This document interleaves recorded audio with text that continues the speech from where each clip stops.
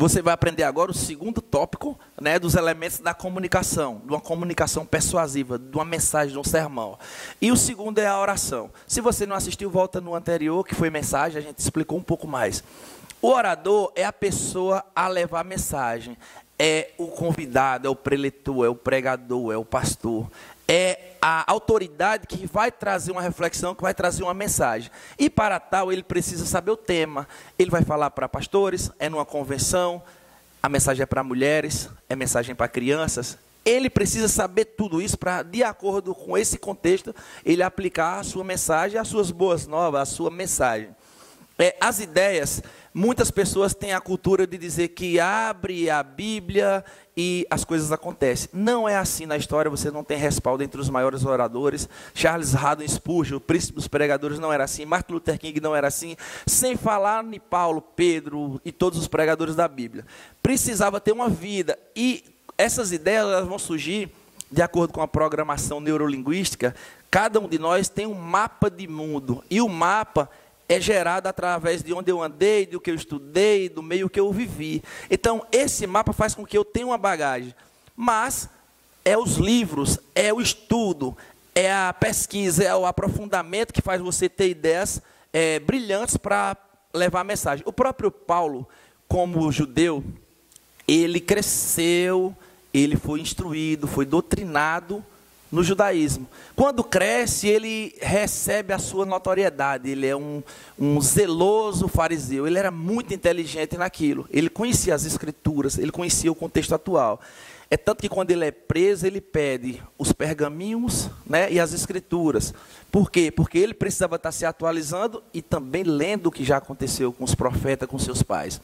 Da mesma forma, ele era aluno de Gamaliel. Se você for buscar profundo, quem era Gamaliel? Era um rabino mais, na época dele, dos mais notáveis que existia, o próprio Gamaliel. E o Gamaliel era neto de Hillel. E você precisa se aprofundar mais ainda para você ver que quando Paulo estava num contexto, ele já tinha uma bagagem muito anterior. Muito anterior. E eu tenho até um vídeo que fala sobre ao Deus desconhecido, aquela mensagem que a gente explica detalhadamente tudo isso que eu estou falando. Então, essas ideias você precisa buscar, você precisa saber para que a sua mensagem chegue de forma persuasiva. Então, o orador, ele tem essa atribuição. Ele precisa de preparar, ele precisa escolher o tema, ele precisa ter bastantes ideias. E, em outra fala, a questão técnica também, né? As questões técnicas da fala. Você precisa, numa mensagem, saber da velocidade, você precisa saber pausar.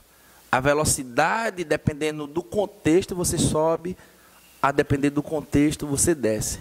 Como eu sou psicanalista e trabalho com hipnose clínica também, a gente fala voz de grave, voz de pai, voz paterna. Quando você está empoderando, quando eu vou falar de Gideão, que Davi foi lutar contra o gigante, eu preciso ter uma voz de acordo com aquele contexto, é uma voz de luta, de vitória, é uma voz que Deus chegou lá e fez e as coisas aconteceram. Agora, quando é uma palavra que Jesus falou com alguém que estava precisando em determinado contexto, quando é a ver com cura, é a ver com lágrima, com aquela mulher samaritana, não imagine Jesus falando com a voz paterna, não. Era uma voz de amor, o que a gente chama em terapia, uma voz materna, de aprofundamento, de reflexão. Então, a modulação de voz é inerente ao pregador, ao preletor.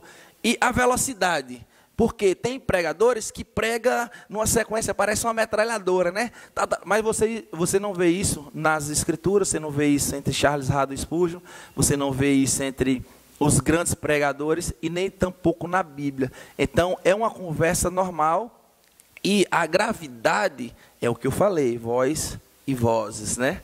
A velocidade depende do contexto, então você tem que treinar essa modulação de voz.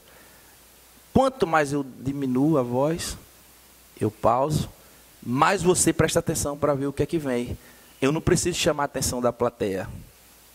Eu pauso, e é constrangedor essa pausa, tá?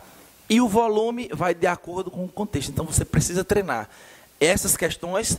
Então, isso é a segunda dica, é o segundo tópico sobre os elementos principais da comunicação. Falamos um pouco sobre o orador. E se você quiser se aprofundar cada vez mais nisso, Tem um link aí abaixo aí no YouTube. Nós temos o nosso livro, né? Então está nas plataformas, está na Hotmart, está na Eduz, está na própria Amazon.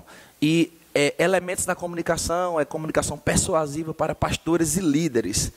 Por quê? Porque é importante que os nossos líderes, é importante que nós, como mensageiros, como formadores de opinião, tenhamos clareza, tenhamos uma facilidade para que a nossa mensagem seja realmente, não chegue como aquele telefone sem fio, né, de brincadeira, que um fala uma mensagem e no final sai totalmente deturpada, não. Que a mensagem que a gente recebe do alto, do eterno, a gente possa passar ipsilítere para as pessoas, para que o que a gente leia tenha fundamento e tenha certeza que o que a gente está falando está coerente com a mensagem das Escrituras, para que o resultado seja cada vez vidas transformadas, vidas salvas e que o reino possa crescer cada vez mais. E você, como já é um mensageiro, como já é um líder, um instrutor, cabe estudar essas submodalidades, essas comunicações persuasivas, que saiba que 7% é apenas voz, o resto é linguagem consciente.